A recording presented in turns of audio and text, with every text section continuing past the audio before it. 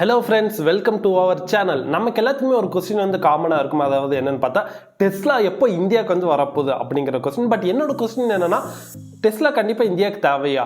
ஏன்னா Indian car company ஒரு ஃபியூச்சரிஸ்டிக்கான ஈவிஸ்ல வந்து மேனுஃபேக்சர் பண்ண ஆரம்பிச்சிட்டு இருக்காங்க. அது யாருன்னு பார்த்தா வேற யாரும் இல்லை, நம்ம டாடா மோட்டார்ஸ் தான். அண்ட் இப்போ ரீசெண்டாக ஒரு கொஞ்சம் மாதத்துக்கு முன்னாடி கூட அவங்க ஃபியூச்சரில் எலக்ட்ரிக் வெஹிக்கிள் வந்து மேட் இன் இந்தியா வெஹிக்கிள் எப்படி இருக்குன்ட்டு ரிலீஸ் பண்ணாங்க. அதை பார்க்கும்போது வாவ், ஃபியூச்சரில் இந்தியாவில் இப்படி ஒரு வண்டியெல்லாம் வரப்போதா அப்படிங்கிற மாதிரி நம்ம வாயை பழக்க வந்து வச்சது. எலான் மஸ்க் தான் வேர்ல்ட்ஸ் ரிச்சஸ்ட் பர்சன், நமக்கு எல்லாத்துக்குமே தெரியும். அவர் நினச்சா எந்த கம்பெனினாலும் அசால்ட்டாக வந்து வாங்கிடும். அதே மாதிரி தான் இப்போ ரீசெண்டாக ட்விட்டரை வந்து அசால்ட்டாக வந்து வாங்கினாரு. அதுக்கு முக்கியமான காரணம் டெஸ்லா. அவர் அந்தளவுக்கு அந்த கம்பெனி வந்து ப்ராஃபிட்டபிளாக வந்து இருக்குது. அண்ட் அதோட சேல்ஸ் ஃபிகர்லாம் ஒரு மாதமும் வந்து பார்த்தீங்கன்னா பயங்கரமாக சேல்ஸ் இன்க்ரீஸ் ஆகிட்டே இருக்குது. அந்த காருக்கான டிமாண்ட் பயங்கரமாக இருக்குது. வெயிட்டிங் லிஸ்ட்லாம் வந்து அந்தளவுக்கு ஏறிட்டே வந்து இருக்குது. பட் இந்த டெஸ்லா கம்பெனியில் ஆரம்பிக்கிறதுக்கு முன்னாடி பீப்புளாக எலக்ட்ரிக் வெஹிக்கிளை பற்றி என்ன சொல்லிட்டு இருந்தாங்க? கண்டிப்பாக எலக்ட்ரிக் வெஹிக்கிள்லாம் வந்து அந்தளவுக்கு பவர்ஃபுல்லாக வந்து ஃபஸ்ட்டு இருக்காது அப்படின்னு சொன்னாங்க. அதெல்லாம் எதுவும் அந்த கோல்ஃப் காட்டு அந்த மாதிரி சின்ன சின்ன வண்டிக்கு தான் வந்து லாய்க்கு. அண்ட் ஈவிஸில் இந்த இன்ஜின் வெஹிக்கிளை வந்து கண்டிப்பாக ரீப்ளேஸே பண்ண முடியாதுன்னு வந்து எல்லாம் சொல்லிட்டு இருந்தாங்க. பட் எலான் மஸ்க் வந்து இந்த ஆட்டோ இண்டஸ்ட்ரி வந்து அப்படியே ரெவல்யூஷனரியாக வந்து மாற்றினாரு டெஸ்லாங்கிற எலக்ட்ரிக் வெஹிக்கிள் மூலிமா. அவர் மேனுஃபேக்சர் பண்ண எலக்ட்ரிக் வெஹிக்கிளை வந்து பார்க்கவே வந்து செம கூலாக வந்து இருக்கும். அண்ட் பயங்கர பவர்ஃபுல்லே இன்ஜின் வெஹிக்கிளோட பயங்கர பவர்ஃபுல்லாக வந்து இருக்கும். அண்ட் ஃபியூச்சரிஸ்டிக்காக வந்து இருக்கும். லைக் ஆட்டோ பைலட் நம்மளாம் எதுவுமே பண்ண தேவையில்ல, அதே வந்து ஓட்டிக்குமா அந்த அளவுக்கு சூப்பராக வந்து தயாரிக்க ஆரம்பித்தாங்க. அண்ட் டெஸ்லாவோட சக்ஸஸை பார்த்து நிறைய சூப்பரான car manufacturing companies like Ford, General Motors அவங்களும் வந்து எலக்ட்ரிக் வெஹிக்கிளை வந்து மேனுஃபேக்சர் பண்ண ஆரம்பித்தாங்க. ஏன்னு பார்த்தா 2040 இன்ஜின் வெஹிக்கிளோட எலக்ட்ரிக் வெஹிக்கிள் தான் வந்து உலகத்தில் வந்து அதிகமாக வந்து இருக்க போகுது. இப்படி இருக்க சுச்சுவேஷனில் இந்தியாவில் வந்து எலக்ட்ரிக் வெஹிக்கிள் வந்து டெஸ்லா உள்ளே வரணும்னா சாத்தியமானு கேட்டால் இப்போதைக்கு கொஞ்சம் கஷ்டம் தான். ஏன்னா ஈவன் வந்தாலும் அதோட ப்ரைஸ் வந்து பார்த்தா 60 lakhs மேலே வந்து இருக்கும். நம்மளால அஃபோர்டே வந்து பண்ண முடியாது. அண்ட் இந்தியாவில் சார்ஜிங் இன்ஃப்ராஸ்ட்ரக்சரும் அந்த அளவுக்கு இல்லை, அண்ட் ரோடும் அந்த அளவுக்கு அமெரிக்கா மாதிரிலாம் வந்து இருக்காது. ஸோ இந்த காரணத்துக்குனால இந்தியா வந்து இந்த எலக்ட்ரிக் வெஹிக்கிளை வந்து மற்ற கண்ட்ரியோட நம்ம வந்து பின்னாக்கு தள்ளி நிற்போமா அப்படின்னு கேட்டால் கண்டிப்பாக இல்லை. அதுக்கு முக்கியமான காரணம் Tata Motors.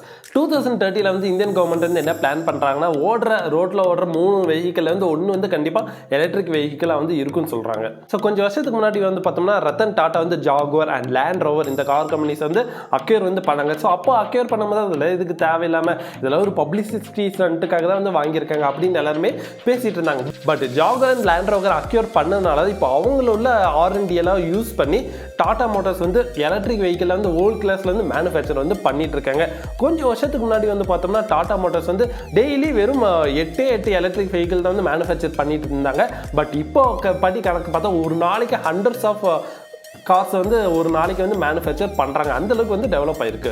And Indian electric வெஹிக்கிளை வந்து டாட்டா வந்து பயங்கர டாமினேட்டிங்காக வந்து இருக்காங்க.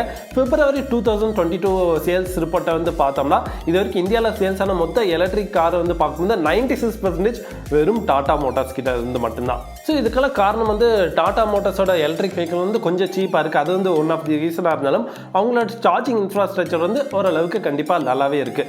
சரி, ஈவினாலே வந்து நிறைய அட்வான்டேஜஸ்லாம் வந்து இருக்குது. அது வந்து பொல்யூஷன் வந்து இல்லை, அண்ட் நல்லா பவர்ஃபுல்லாகவும் இருக்குது, அண்ட் பார்க்குறதுக்கு வந்து நல்லா ஃபியூச்சரிஸ்டிக்காக நிறைய ஃபீச்சர்ஸோட வந்து இருக்குது. பட் அப்படி இருந்தும் ஏன் நிறைய மக்கள் வந்து ஈவிஸ் வந்து வாங்குறதுலன்னு கேட்டால் ரேஞ்ச் ஆங்ஸைட்டி. ஒரு நல்ல ஒரு எலக்ட்ரிக் வெஹிக்கிள் வந்து வாங்கினோம்னா அவங்க ப்ராமிஸ் பண்ணுறது பார்த்தா 300 kilometers வந்து ரேஞ்ச் தரும்னு ப்ராமிஸ் பண்ணுவாங்க. பட் கிட்டத்தட்ட நம்ம ஓட்டுறது வந்து படி பார்த்தா 200 to 250 kilometers வரைக்கும் தான் வந்து ரேஞ்ச் வந்து இருக்கும். நம்ம பெட்ரோல் வெஹிக்கிளாக இருந்தால் நமக்கு எந்த ஒரு கவலையுமே தேவையில்லை. ஏன்னா 1 kilometerக்கு ஒன்று வந்து பெட்ரோல் பங்க் இருக்கும். ஸோ எந்த ஒரு பயமே இல்லாமல் ஓட்டலாம். பட் இந்த எலக்ட்ரிக் வெஹிக்கிள் அந்தளவுக்கு சார்ஜிங் இன்ஃப்ராஸ்ட்ரக்சர்லாம் இல்லாதனால நமக்கு வந்து நமக்குள்ளுக்குள்ளேயே வந்து ஒரு பயம் வந்து இருக்கும். ஸோ அதனாலே மக்கள் வந்து வாங்க மாட்டாங்க. அண்ட் இந்த பயம் வந்து கரெக்டான ஒரு விஷயம் தான். அண்ட் இதெல்லாம் போக்குறதுக்கு தான் வந்து பார்த்தோம்னா டாடா வந்து நிறைய சார்ஜிங் இன்ஃப்ராஸ்ட்ரக்சர் வந்து டெவலப் பண்ணிட்டே இருக்காங்க. ஸோ டாடா மோட்டார்ஸ் அவங்களோட சர்வீஸ் சென்டர் நிறைய இடத்துல இருக்குது. அந்த ஃபர்ஸ்ட் ஆஃப் ஆல் அந்த சர்வீஸ் சென்டர் வந்து சார்ஜிங் இன்ஃப்ராஸ்ட்ரக்சராக வந்து பண்ணிட்டு இருக்காங்க.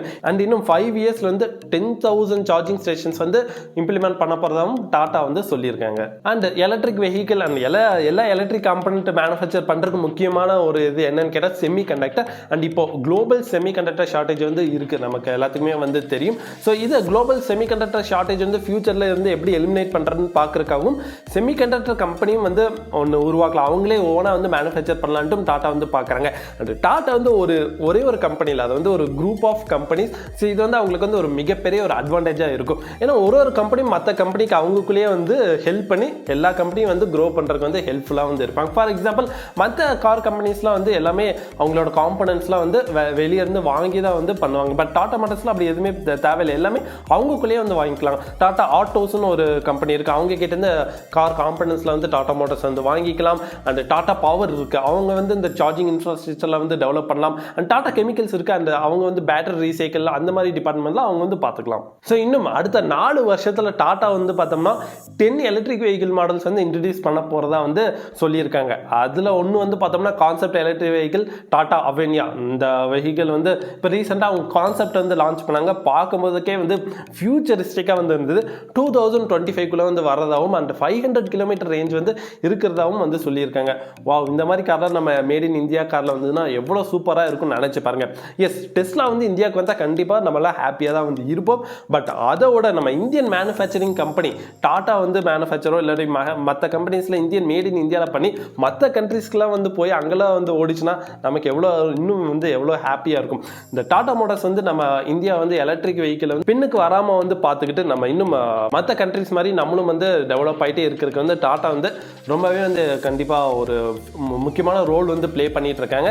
ஸோ இன்னும் நம்ம ஃபியூச்சரில் என்னென்ன எலக்ட்ரிக் வெஹிக்கிள் வந்து டாடா வந்து கொண்டு வராங்கன்னு பார்க்க ரொம்பவே ஆவலாக தான் இருக்குது. ஸோ நீங்கள் என்ன நினைக்கிறீங்க? டாடா மோட்டார்ஸ் வந்து இந்த எலக்ட்ரிக் வெஹிக்கிள்லையும் ஆகட்டும், இப்போ ரீசெண்டாக எல்லாமே ரொம்ப சேஃப்டியான கார்ஸில் வந்து மேனுஃபேக்சர் பண்ணுறதை பற்றி நீங்கள் என்ன நினைக்கிறீங்களோ அதை மறக்காம கீழே உள்ள கமெண்ட்டில் சொல்லுங்கள். இந்த வீடியோ பிடிச்சிருந்தா லைக் பண்ணிட்டு நம்ம சேனல்லையும் சப்ஸ்கிரைப் பண்ணுங்கள். தேங்க்ஸ் ஃபார் வாட்சிங் மை வீடியோ.